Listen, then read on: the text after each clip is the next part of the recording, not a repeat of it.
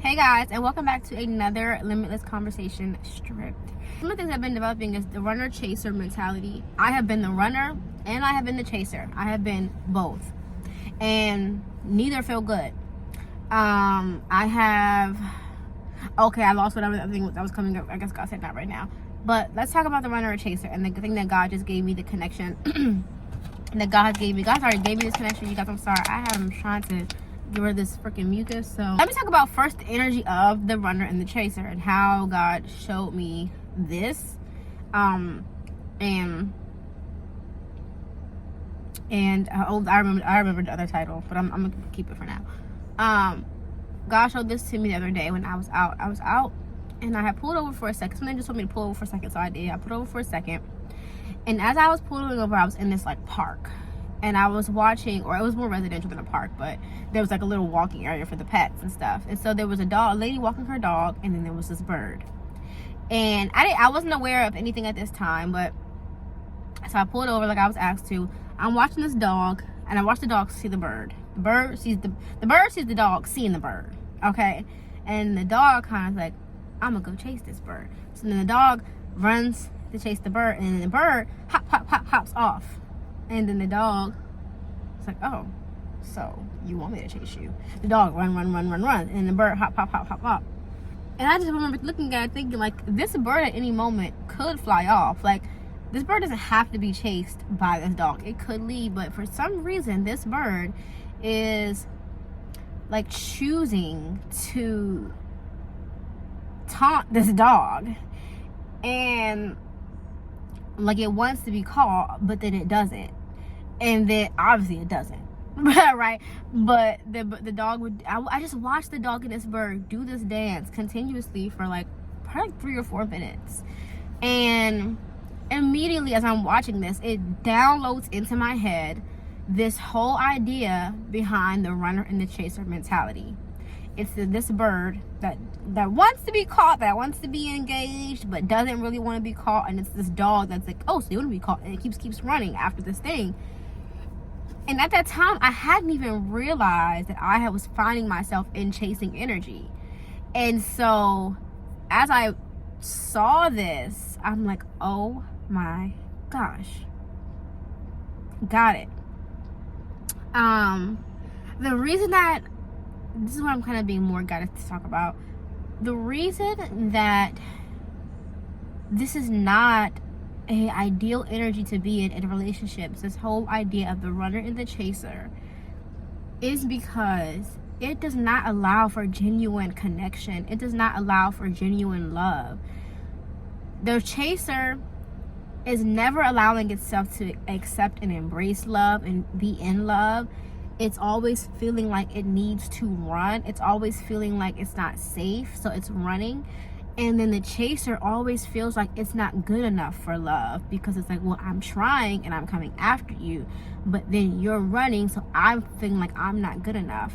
So this whole idea behind the running and the chasing, I know we talk about this in dynamics of relationships and things like that. And something I've even said at this big age of 30 now. Of course, I'll do a little playing with my man and stuff like that. Well, I'm not 30 yet, but I'll be 30 this year. Of course, I'll do the little cat and mouse a little bit with my partner and stuff. But to be honest, when I'm thinking about approaching dating and people who I'm actually genuinely interested in, I'm not interested in playing runner and chaser, because that means that neither one of us are actually getting to enjoy the love that either one of us has to offer. No one's getting the opportunity to be in genuine connection with one another, because the other one is always on the edge. Am I going to have to run, or am I going to have to be chased? You know, am I going to have to be running, and is it safe for me, and I'm going to have to run, you know? Because actually both are running. The runner's running away and the chaser's running towards it, you know what I'm saying? So both of them their feet are never grounded, they're never settled, they're never in it, and it's just a very vicious cycle. And some of the ways that we can overcome this is by, number one, seeing it. Like, what energy am I operating in? Am I running away? You know, am I running away? Am I avoiding conversations? Am I avoiding confrontations? You know what I mean? Let's talk about conversations, because if you're if I'm avoiding a conversation, I'm avoiding giving you the opportunity to love me for who I am and how I am and where I am. You know what I mean? So am I avoiding that? Am I, what are some other examples of the chaser? Am I, right, you know, because I've definitely been in these dynamics. As the runner, the one who's running, it's, am I avoiding conversation? Am I avoiding an opportunity? Really, let's take it out of all the symptoms and go to, am I avoiding an opportunity for me to be genuinely loved and me to be genuinely seen, right? And that was for the runner. And for the chaser, the questions are, am I telling myself that who I am and what I am doing is not enough, and that I'm always looking to find how can I be better, or what can I do more, and how can I be more confident? You know what I mean? This cycle, I'm like, when I think about dating and being in partnership, I don't want to do that. I don't want either of us to feel like we can't enjoy the love that each of us has to offer. I don't want to play that kind of a game, not at this age. And I don't think that at any age we should play that game, because that game means something. Each party is telling themselves something in that space. And so with myself, even, I'm avoiding, I think I talked about it. The episode's actually not probably live yet. I need a little light, child. The episode's not live yet, but it should be live in the next week or two. But anyway, I talk about parts of me that was dying off, and we talked about people pleasing and overcompensation. And the overcompensation part was a lot of me being in my chasing energy, me doing over the top things to try to receive love, to try to get love, instead of doing just what was required of me. And I almost thought that what was required was the bare minimum, but it was not. Like, there's overcompensation, and there's compensation, and there's just not even trying, right?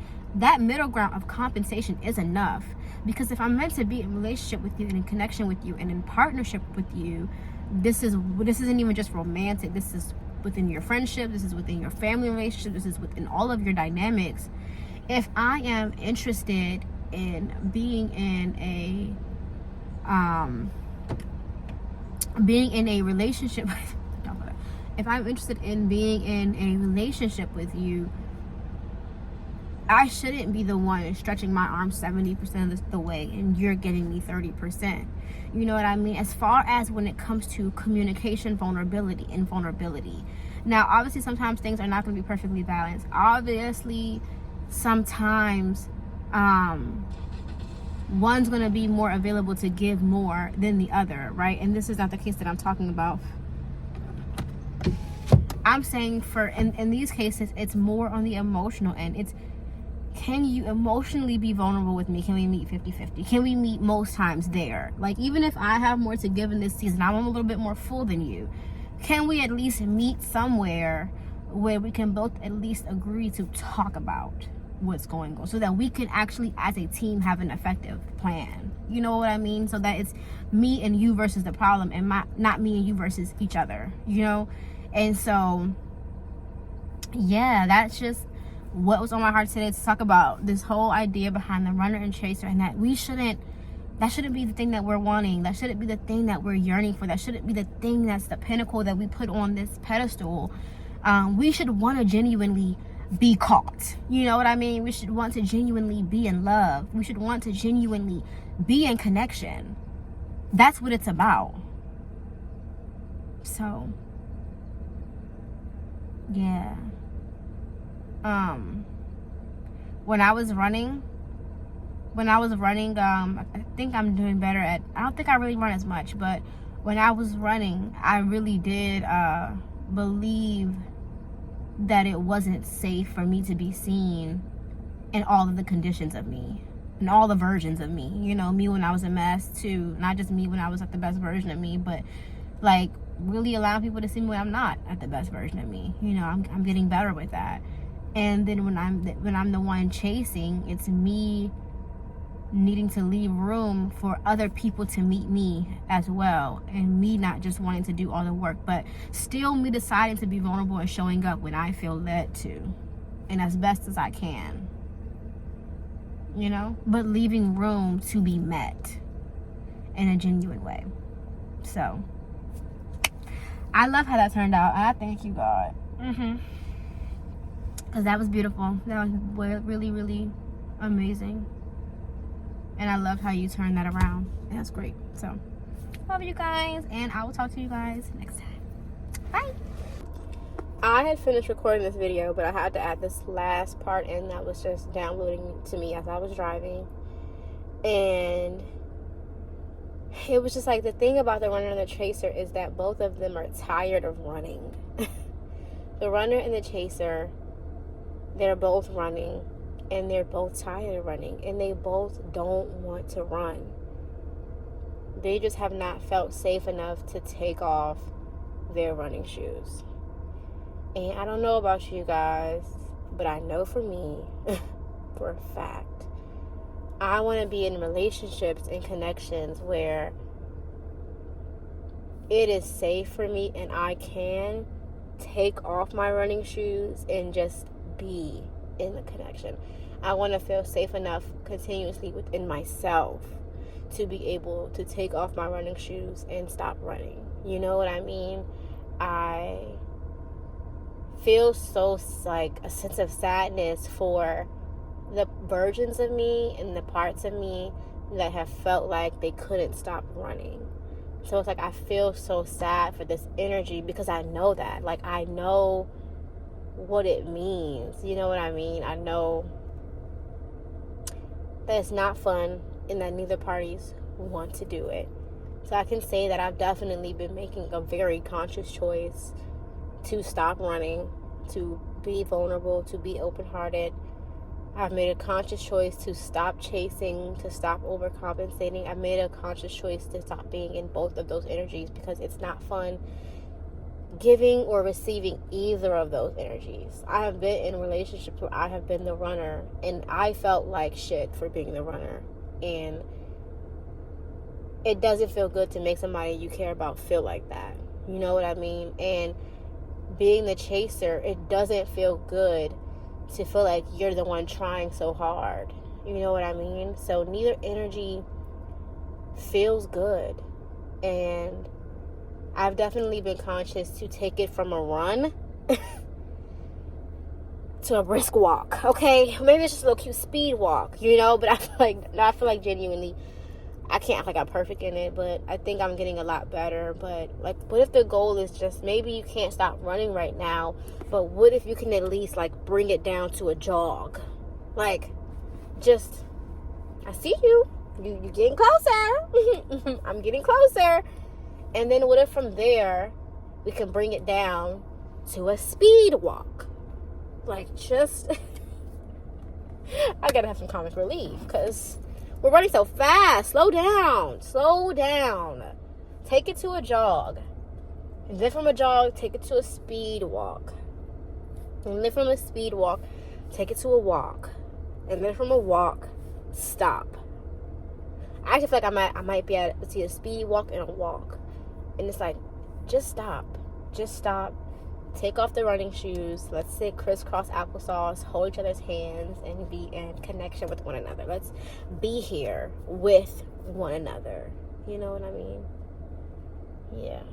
So now I think I'm really done. Am I really done now, God? All right. Bye.